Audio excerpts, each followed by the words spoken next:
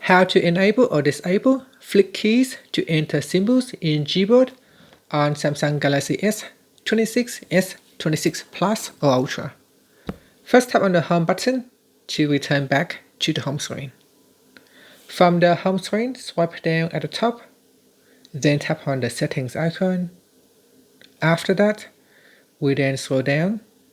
In here, tap on General Management, and then tap on Gboard Settings. Then tap on Preferences.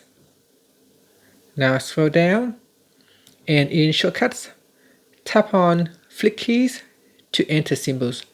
Tap on the toggle button to turn it off or switch it on once it is turned on. If you go to your keyboard here, you can simply quickly flick down like this to enter the symbol. And as you can see, if I quickly flip down, it will enter the symbol.